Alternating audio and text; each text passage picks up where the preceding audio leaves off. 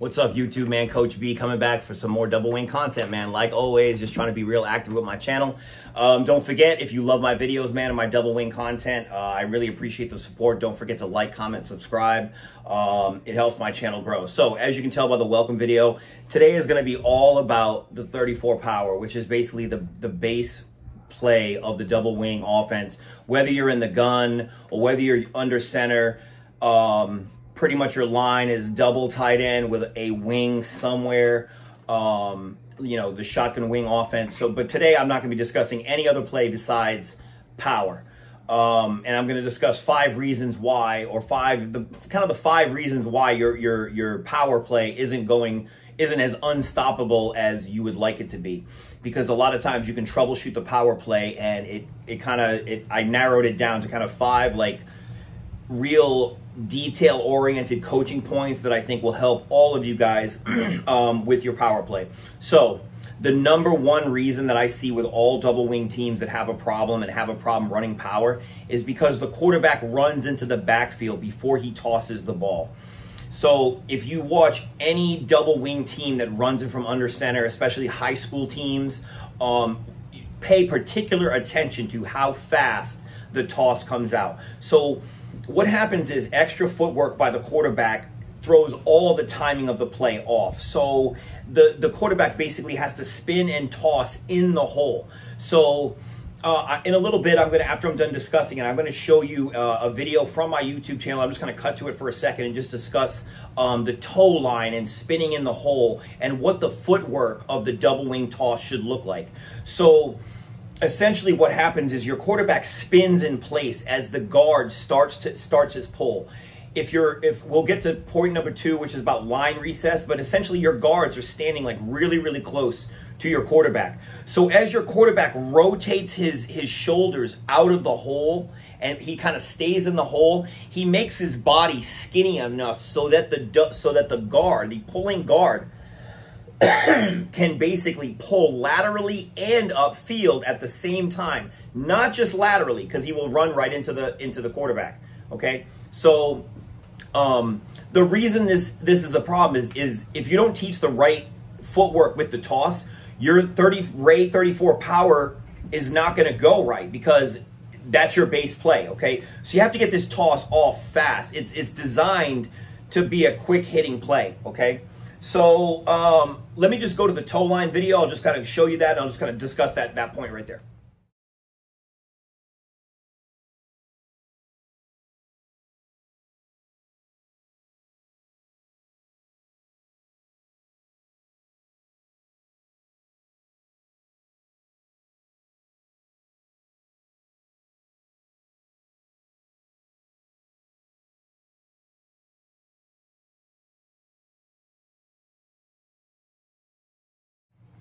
Okay, so basically what you saw there is the basic footwork as the quarterback spins in the hole. He turns his inside knee in as he rotates his shoulders and his upper body, okay? And it's just a soft toss, okay? Now, another thing is that the toss is supposed to happen, the motion back is supposed to get the toss at about 3.5 yards deep. It's not very far, okay? So the quarterback isn't throwing it into the backfield. This kid's not lined up in pistol. He's lined up the motion of your back, okay?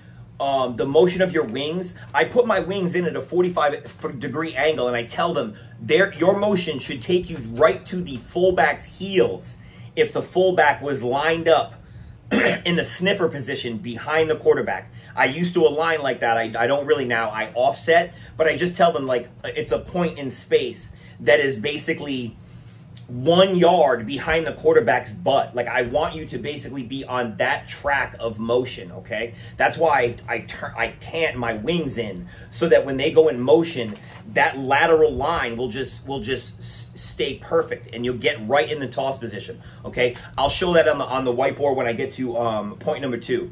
And point number 2 is, as you saw in the welcome video or the opening video, your line is not recessed as far as possible. Double wing teams all should be recessing your line, at least youth teams, okay? Crowding the ball moves the defense closer to you, which isn't what you want, okay? Sometimes the play side of your line, like let's just say their defensive line is manhandling your offensive line, okay? you can be blown back into the pullers, okay? So by recessing your line, you put the defense far enough out that you, both the offensive line and defensive line, can get some space and move, okay? So that your pullers aren't blown up in the backfield, okay? So that's a number 2 point. Another thing recessing your line does is it eliminates crabbers running, disrupting pulling lanes, okay? When you get your center way out in front, and you get your line recessed as far back as legally possible, crabbing into your gaps doesn't really work. You know, they're just too far away. Your pullers always get away clean if you are recessing your line properly, okay? And again, the legal rule in youth football is that the face mask of everyone considered on the offensive line has to break the belt line of the center when they are down in their three-point ready stance. That's the rule, which means the guard and everyone lined up to him, the guards on both sides, have to have their face mask breaking the belt line of the center. Okay, so the center can be pretty far out front, and then you make him extend his arms out as far as he can get them out, putting the defense that much further. Okay, so let's just do some whiteboard stuff, man. I want to go over, like I said, the motion, where the toss should be, about line recess, and then a little bit about pulling and clearing up lanes. So let's just get to the whiteboard stuff. All right, let's just get right straight into it. So I've written down, as you can see on the whiteboard, man, I've written down the 5 things we're going to talk about today. And this is the 5 main reasons that I see teams that have problems running their base play. Or you can use these 5 things as like specific coaching points to make your 34 power unstoppable. Okay, so the first thing I'm going to again talk about is the QB toss. Now, as I said in my video, I use my target motion point as the heels of the fullback, okay? So when my kids are canted at a 45-degree angle, they are facing kind of like the tight end, and they go into a motion like this, okay? It's just super shallow, designed to be right on the heels of the fullback, if he was aligned here. Now, if I move him over here in bear offset or bull offset, I don't care. I just want them to still go to right about here, okay? Because this is the target point for getting the toss, okay? That's your target point. Now, speaking on the toss, again, when the quarterback spins, he spins in the hole. He spins right here, and then he tosses it this far, okay? It travels maybe 1.5 yards.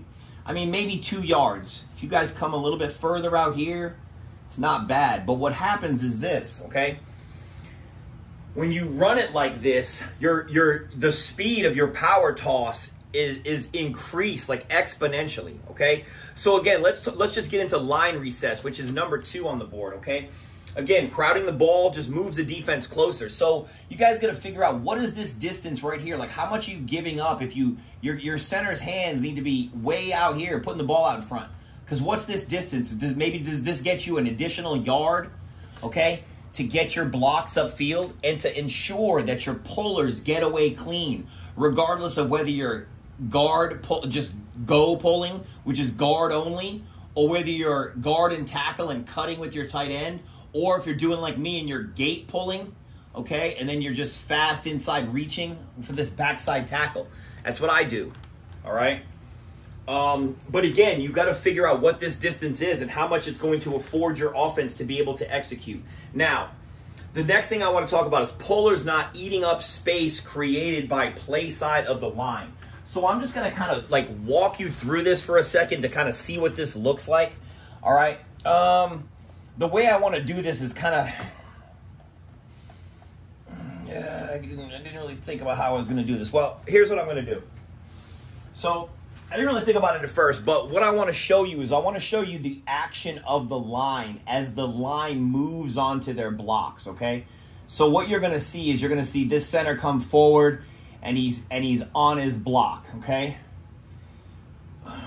This guard comes forward, and he's on his block. Okay, you had a tackle here. This kid was in the gap.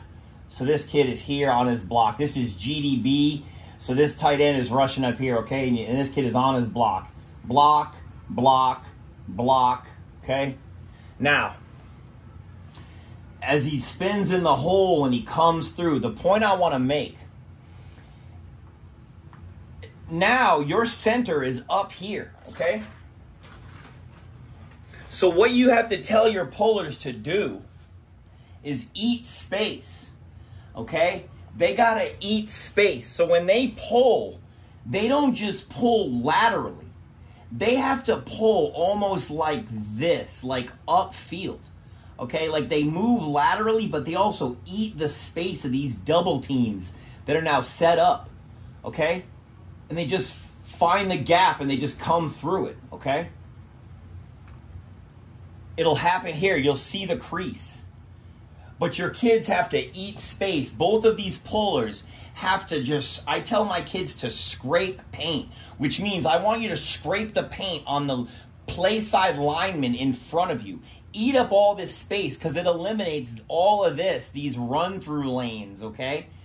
You don't want no space right here. If there's a kid right here, a backer can't run right through and catch your kid in the backfield, okay? You have to eat space, period.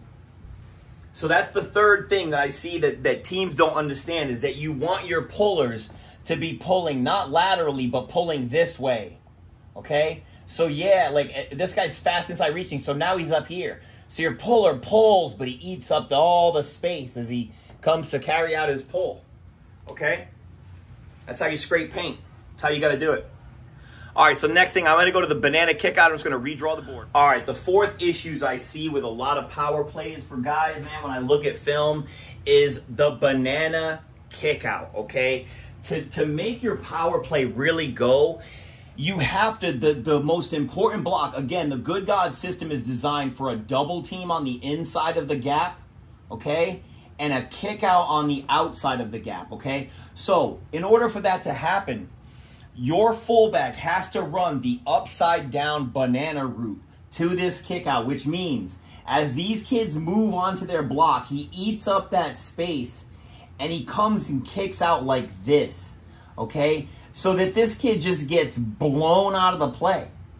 He gets his helmet on the inside, which that's what creates this running tunnel for your three back. If that makes sense, he's got to run this upside down banana to the kick out, okay? Nothing else works. Now, if he starts running this banana and the end just stands there, then he just comes upfield and he just logs him and still tries to get that inside leverage, okay?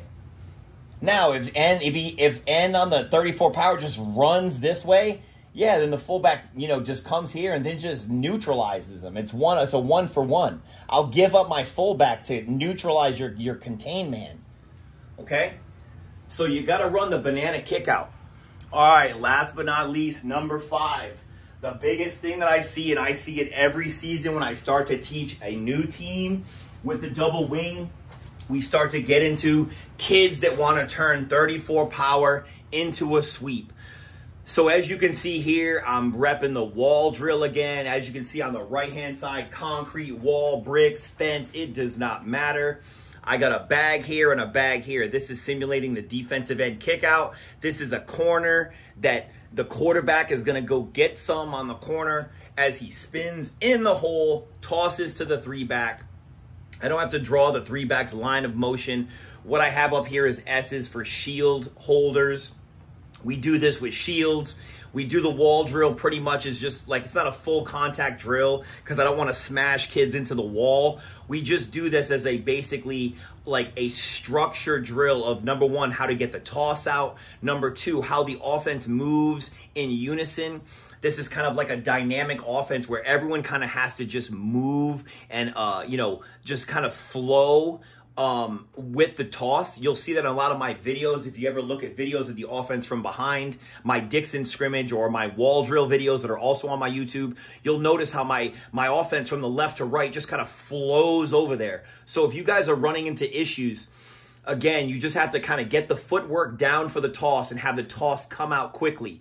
The quarterback wants to extend his hands, and as soon as he gets the snap, bring the football straight back to his belt as he starts his spin on what I call the toe line. So again, I showed you the toe line video. Refer to that if you need it. But again, I hope this helps you guys, coaches, out with your 34 power and kind of how to troubleshoot your base play. Have a good day.